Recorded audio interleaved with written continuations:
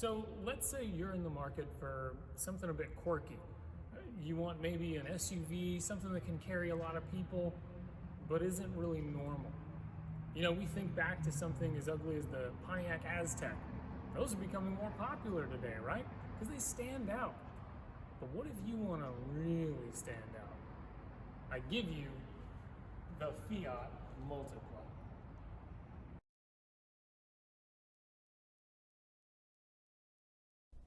I've borrowed this Fiat Multipla from Lane Motor Museum.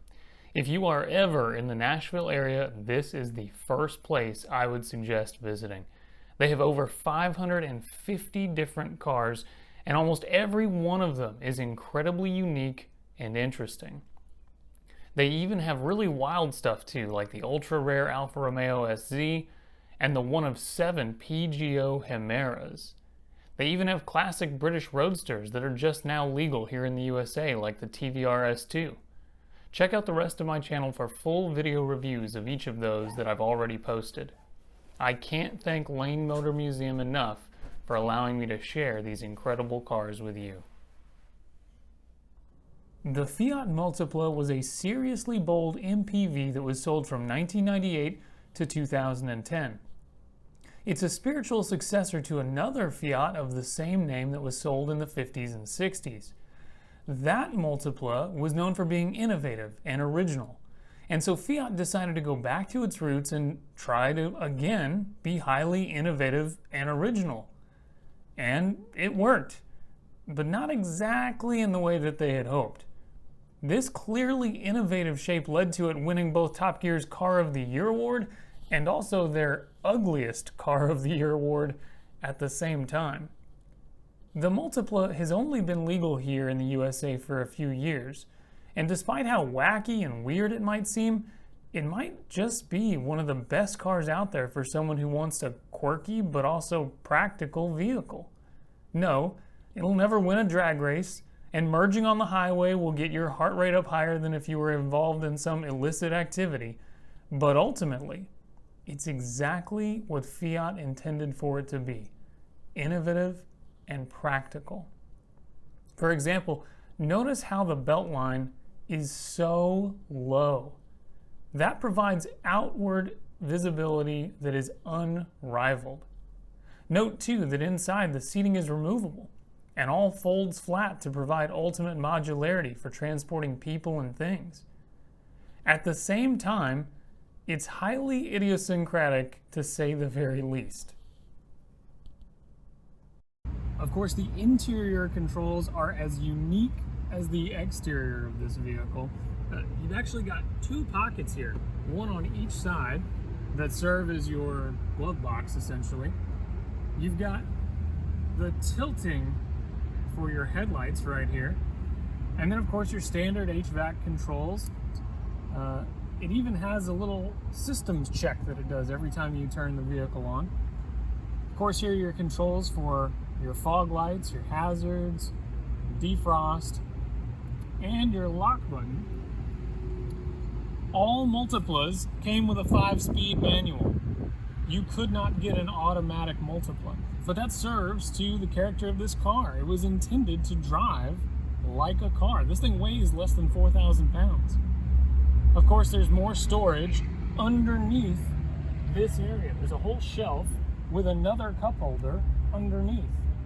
There's even a little ashtray and a secondary cigarette lighter right there. This section here was meant for different size coins, or even a pass or a credit card there as well. So this really was intended to be as practical as possible. So the controls up here are really interesting. Of course, you've got your dual sunroof controls, but what's really fascinating is this. These are your mirror controls up here on the roof. Also interesting though, take a look at this visor. It's fascinating for a couple of reasons. First of all, I'm not sure how anyone's supposed to use it if it's ever in this position, because I can see about 2 feet of the road. Surely, of course, that's what it's meant for, but it doesn't add all that much visor protection from the sun in that format. Also interesting though, no mirror. However, if you come over here, at least this passenger gets a mirror, but no one else. So of course, the Multipla is very innovative. The seating is fantastic, but compromises had to be made to make this work. For instance, where's the e-brake? Well, it's not in the forecourt, and it's not right here where you would expect it to be. It's actually right here. And see, where most vehicles with an e-brake on this side will come up and then allow themselves to be pushed back down while staying engaged. Not in the Multipla. Here, it's got to stay. So once you lock it in and you want to get out, you've got to make your way over. Driving a Fiat Multipla.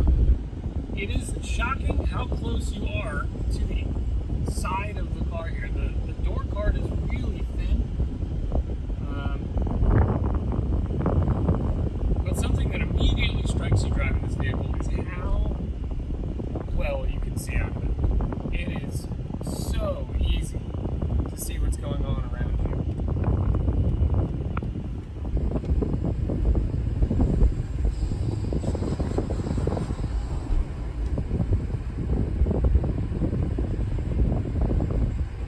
It's actually really smooth.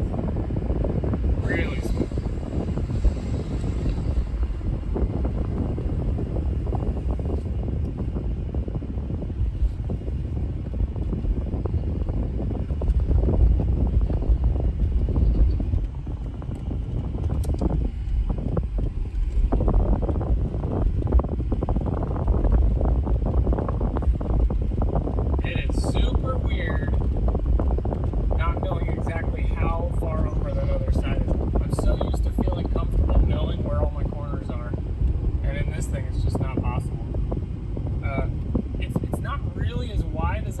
I guess, but from over here, it just feels gargantuan. It feels so much wider than I'm sure it really is.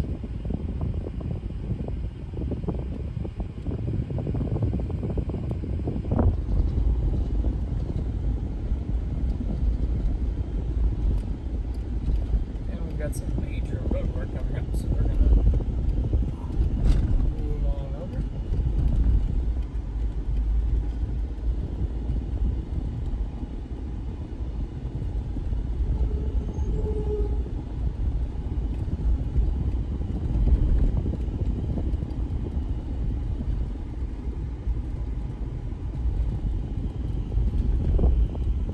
I think what's surprising me most of all so far is just how much like a car it really does drive.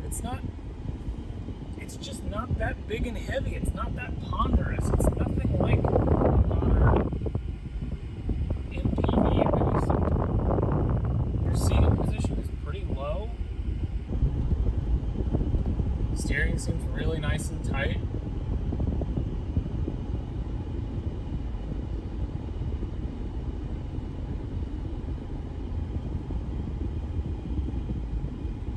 Really considered filling this thing up for this drive with people, just to see that experience of what this thing was meant to do. But the honest truth is, you can appreciate that even without the extra passengers. It really is such a flexible vehicle. You can do so much with this.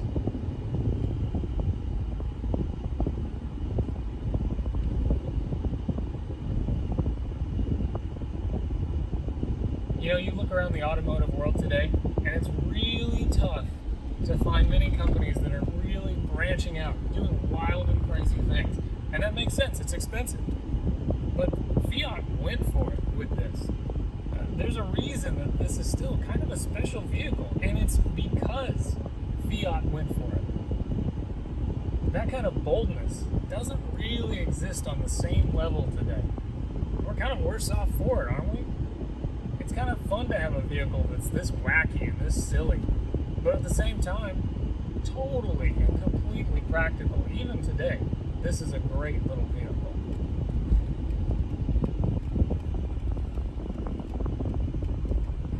You know, if you're looking for a weird, quirky, fun people mover, this might be the way to go.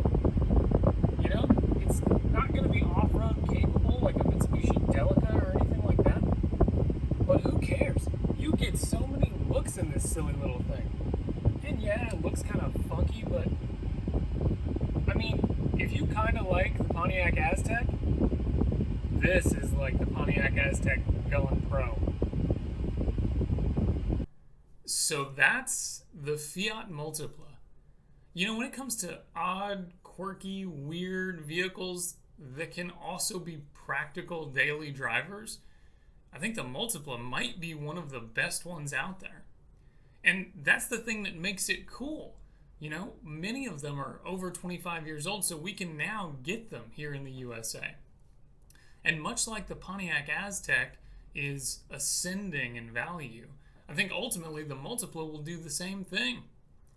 And yeah, I get it, it's not fast at all. There's a reason I didn't mention the 1.6 liter 4-cylinder engine with 110 horsepower. But consider this.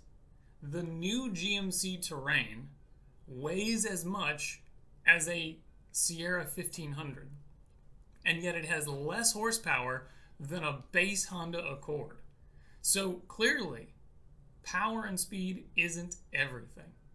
And the Multipla has so much personality and practicality that I think if you're in the market for something like this, kind of quirky, kind of capable, the Multipla might be the perfect vehicle for you.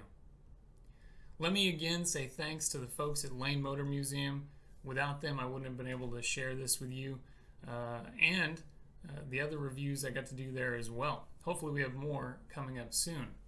I think it's also interesting to note, I've actually been able to speak to the person who sold this vehicle to Lane Motor Museum, a guy named Jim McGill. He's an automotive journalist based in Europe, and he has had an incredible and epic automotive ownership history. So go check him out. Very, very cool guy. Finally, thanks to the insanely talented duo at Gingerly Captured. They shot everything for this film and the 3 films previously released. And you can find the corresponding articles for each of these reviews at hotcars.com. You'll see all of Gingerly Captured's work there as well. So thanks very much to them. I appreciate you spending this time with me. Have a lovely day. How's it going? Good, how are you? Doing good. Doing good. And I saw a nice police officer just wondering what the heck this is. Turning heads.